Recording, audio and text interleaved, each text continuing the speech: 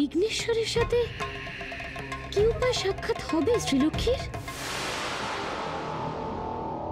এ কি করছো ভগিনী? তোমার এই স্থান থেকে নির্গত হওয়া নিষিদ্ধ।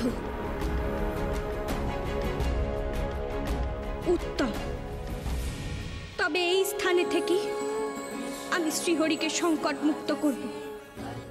আমাকে পবিত্র মৃত্তিকা এনে দাও কেউ। মৃত্তিকা?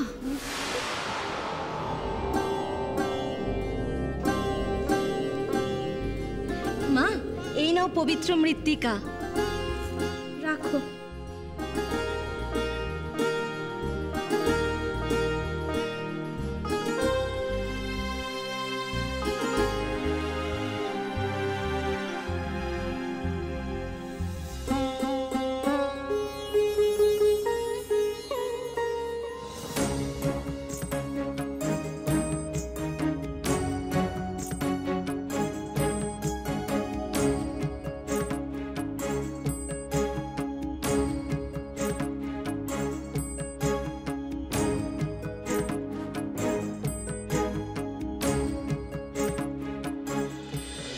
स्थूलतनु गजेन्द्रवदनं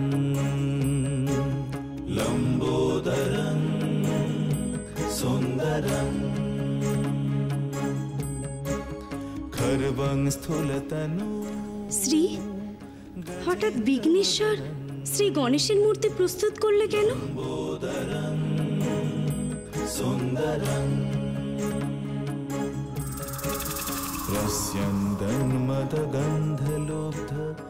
সংকট মোচন করব। জ্যেষ্ঠা, প্রভুর পাঠানো পুষ্প শুষ্ক হয়ে যাওয়ায় আমি বিভ্রান্ত হয়েছিলাম।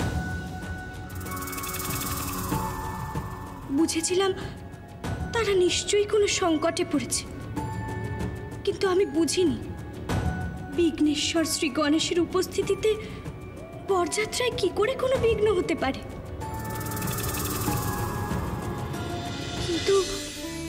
কিন্তু শোভাযাত্রায় শ্রী গণেশের অনুপস্থিতি তোমাকে তোমার সকল প্রশ্নের উত্তর মিলিয়ে দিয়েছে, তাই তো?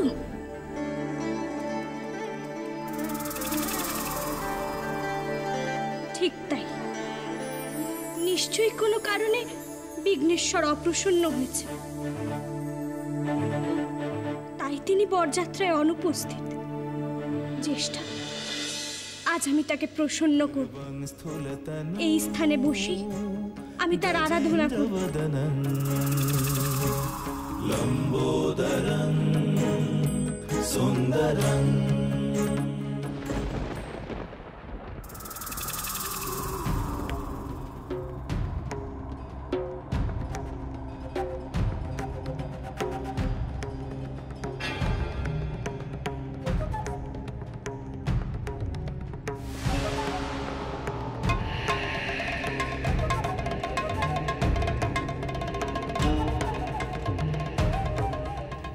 ব্যাস, এমন মায়া প্রয়োগ করলাম যাতে কেউ আর আমাকে চিনতেই পারবে না। এবার এই অপ্সরা বেশে আমি বিবাহ মণ্ডপে প্রবেশ করব।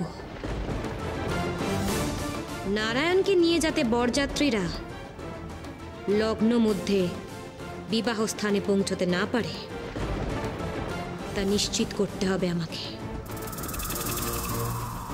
শ্রীলক্ষ্মী, তৈরি থাকো, আমি আসছি।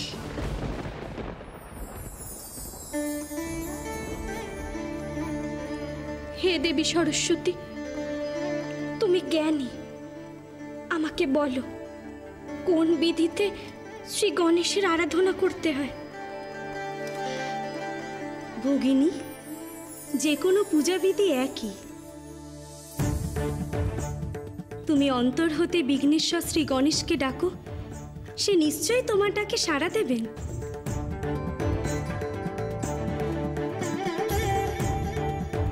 আর বিঘ্নেশ্বরের প্রিয় হলো মোদক। মোদক পেলে সে ভীষণ খুশি হয়।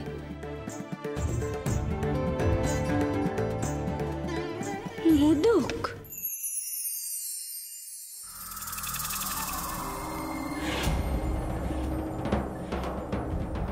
তোমার সব প্রচেষ্টা এবার আমি ব্যর্থ করব শ্রীলক্ষ্মী। সৌভাগ্যের দেবী, একটু অপেক্ষা করো।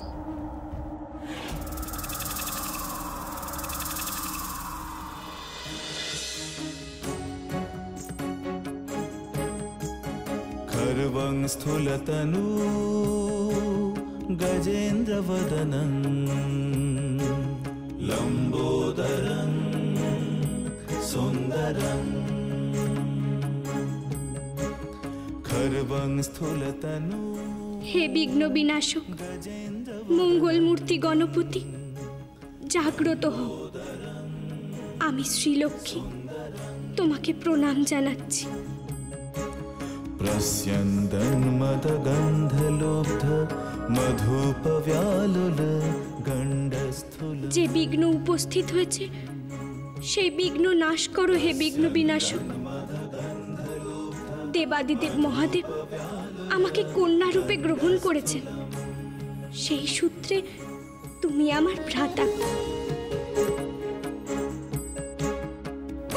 আজ তোমার ভগিনী তোমার প্রিয় মোদক প্রস্তুত করেছে। এই মোদক গ্রহণ করে আমাকে ধন্য করো ভ্রাতা।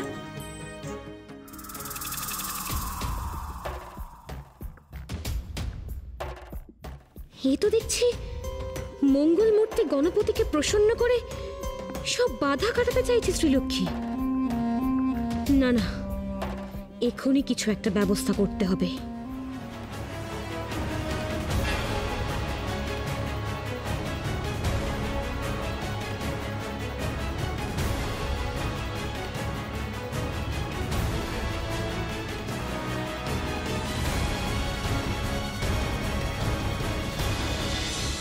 ওম গজাননায় নমঃ।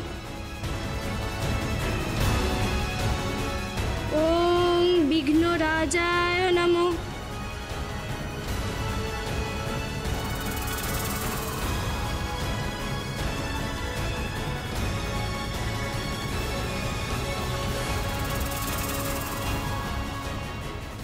মোদকের স্বাদ বদল হয়ে গেল।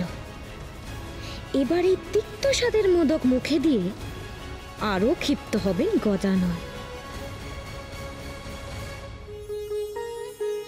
ওম গজাননায় নমঃ। ওম বিঘ্নরাজায়। কি আমার আলোচনা করছে এই অসময়? खर्वं स्थूलतनु দেখি তো কে? गजेन्द्रवदनं ওম মহাগণপতে নমঃ। सुन्दरं মোদক? ওহো, खर्वं তাহলে তো যেতেই হয়। गजेन्द्रवदनं ওম মহাগণপতে নমঃ। सुन्दरं प्रस्यन्दन्। দেবী, আমাকে আহ্বান করেছো কেন?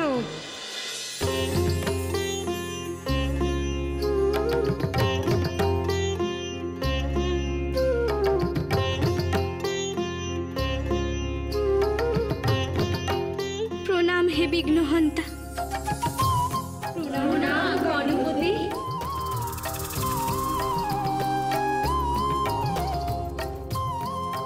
ভ্রাতা, তুমি এসেছো ভ্রাতা? ভ্রাতা? তুমি আমাকে ভ্রাতা সম্বোধন করলে? তাহলে তুমিও আমার ভগিনী? অবশ্যই ভ্রাতা গণেশ। দেবাদিদেব মহেশ্বর আমাকে পুত্রী বলে সম্বোধন করেন, আমাকে কন্যা সম স্নেহ করেন। সুতরাং তুমি তো আমার ভ্রাতাই হলে হে বিঘ্নেশ্বর। ঘরে ঘরে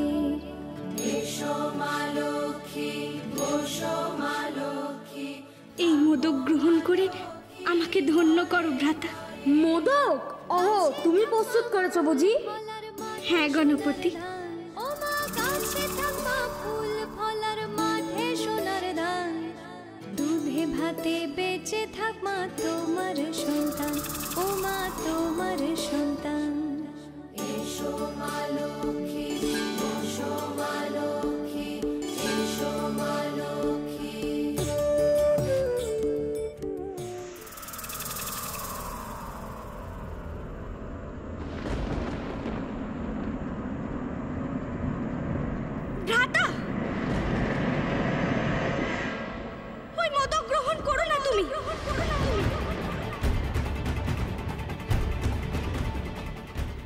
হচ্ছে এই মোদকের স্বাদ পরিবর্তন হয়েছে।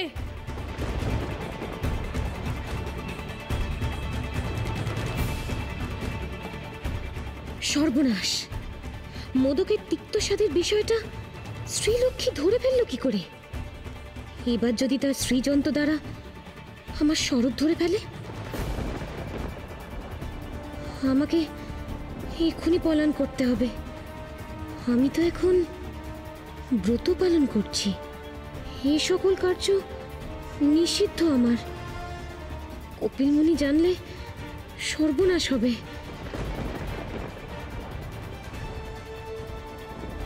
ভ্রাতা, ও কি করছো তুমি? কি করছো? ভগিনী শ্রীলক্ষ্মী, তুমি তো জগতে শ্রী সৃষ্টি করো। খর্বং স্থূলতন তোমার মমতায় তীর্থবস্তুও সুমিষ্ট হয়ে ওঠে। কি করে তোমার সৃষ্ট এই মোদক বিস্বাদ হবে? কাছে থাকা ফুল ফলার মাঠে সোনার ধান, ও মা কাছে থাকা ফুল ফলার মাঠে সোনার ধান। অহো, কি অপূর্ব! বেঁচে থাক মা তোমার সন্তান, ও মা তোমার সন্তান। এসো মা লক্ষ্মী, বসো মা লক্ষ্মী। আহ, তোমার প্রস্তুত এই মোদক গ্রহণ করে বড় তৃপ্তই হলাম ভগিনী। এই মোদকের স্বাদ এত সুস্বাদু যে আমি সিদ্ধান্ত নিলাম তোমার বিবাহে সকল বাধা দূর করব আমি।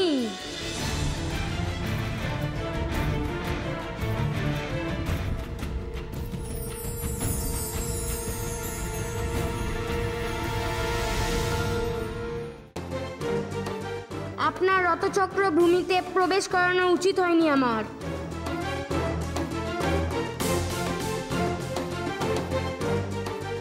হে বিঘ্নেশ্বর,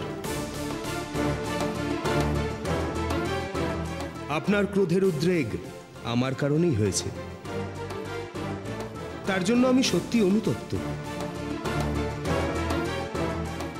কেন যে দেবগণ হঠাৎ এমন মঙ্গল মূর্তিকে ছলনা করল, সত্যিই জানি না।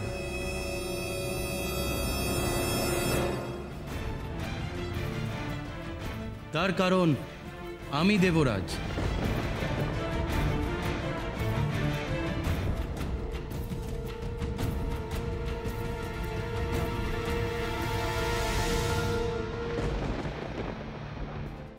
আমার প্রদত্ত শাস্তি ভোগ করছেন আপনারা। শনিদেব, তুমি বক্র দৃষ্টি প্রয়োগ করেছো দেবগণের উপর।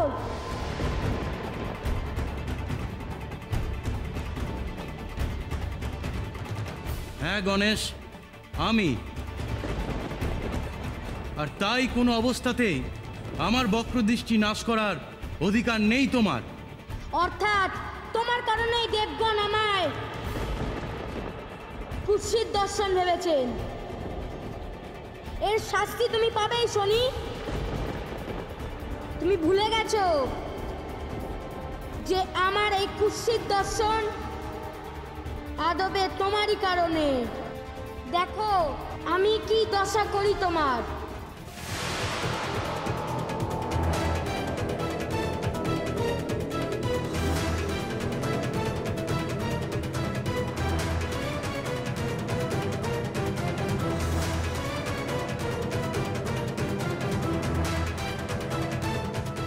এবার শনিদেব,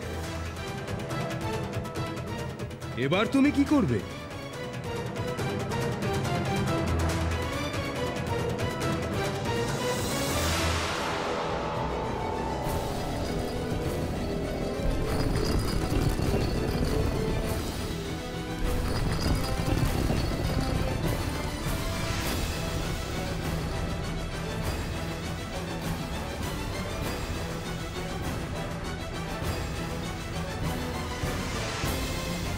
এই রেখা শনি চক্র।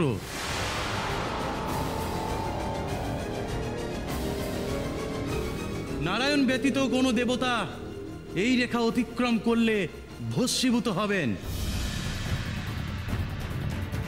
কেবলমাত্র জগৎপালক নারায়ণকে অবরুদ্ধ করার কোনো উপায় নেই আমার। কিন্তু দেবগণকে তো আমি এভাবে পরিত্যাগ করতে পারি না শনিদেব। সুতরাং লগ্ন মধ্যে বিবাহ মণ্ডপে উপস্থিত হওয়ার কোনো উপায় রইল না আমার।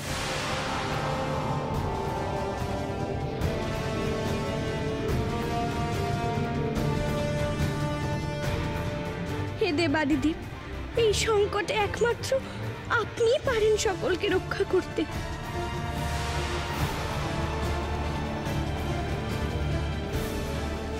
শ্রীলক্ষ্মী, আমাকে স্মরণ করেছো কেন হে পুত্রী? কি হয়েছে পুত্রী?